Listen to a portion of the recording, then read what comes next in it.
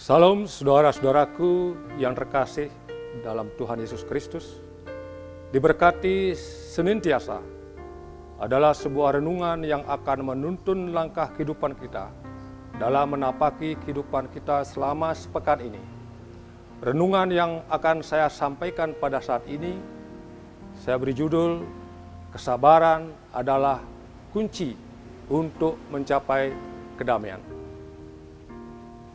Saudara-saudara yang kekasih dalam Tuhan Yesus Kristus, sebagaimana renungan yang telah kita dengar beberapa minggu yang lalu, bahwa salah satu kunci daripada untuk mencapai hati yang damai, itu adalah melalui berpikir positif.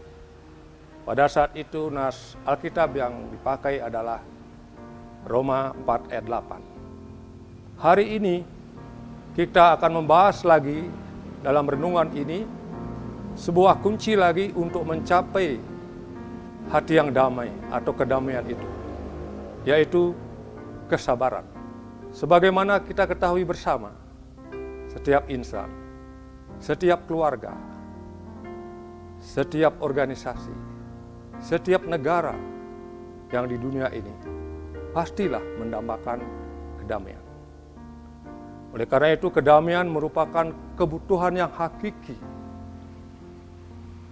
Tubuh, roh, jiwa setiap insan untuk melakukan kegiatannya sehari-hari.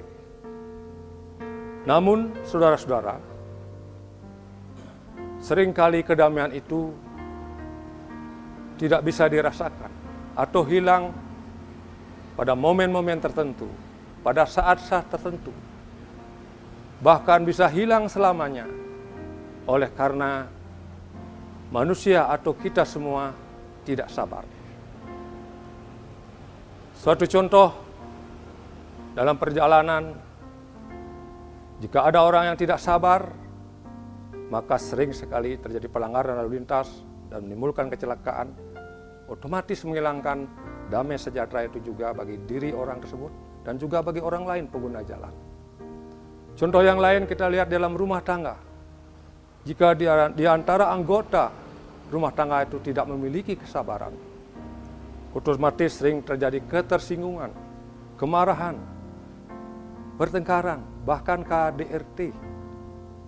Apakah dibentuknya verbal ataupun fisik. Sehingga suasana damai di keluarga itu juga akan menjadi hilang. Bahkan contoh yang kecil, dalam suatu rapat organisasi, satu anggota saja emosi marah, maka kedamaian dalam forum itu, rapat itu akan hilang. Demikian juga dalam hal yang lebih besar, dalam kita berorganisasi di gereja, dalam kita berorganisasi di masyarakat, bahkan dalam kita bernegara. Jika kesabaran itu hilang dari pemimpin-pemimpin kita, dari anggota-anggota, dari masyarakat, sudah jelas kedamaian itu juga akan hilang, yang menyebabkan segala cita-cita harapan itu akan menjadi buyar, dan berkat itu tidak akan kita terima secara optimal. Oleh karena itu, saudara-saudara, oleh karena demikian pentingnya kesabaran itu, maka tidak salah Allah melalui Rasul Paulus menulis dalam kitab 1 Korintus 13 ayat 4 sampai 20, yaitu tentang kasih, di mana kesabaran ini ditempatkan pada bagian yang pertama dari kasih itu. Kenapa demikian? Karena tidak mungkin orang itu menjadi murah hati tanpa memiliki kesabaran. Tidak mungkin orang itu tidak sabar kalau dia itu tidak jadi penyabar. Atau tidak mungkin orang itu akan mengampuni kalau dalam dirinya tidak ada kesabaran. Demikian juga tidak mungkin orang itu bisa mengasihi sesamanya kalau dia tidak sabar.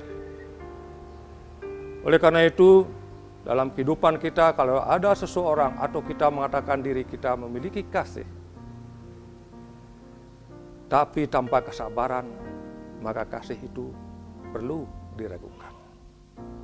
Saudara-saudara sekalian yang kekasih dalam Tuhan, oleh karena pentingnya kasih itu, marilah kita selalu berusaha untuk sabar, berusaha untuk menguasai diri kita, mengendalikan diri kita, dan menjadi tenang, sehingga kita bisa menjalani hidup ini dengan baik dan dapat menciptakan kedamaian itu.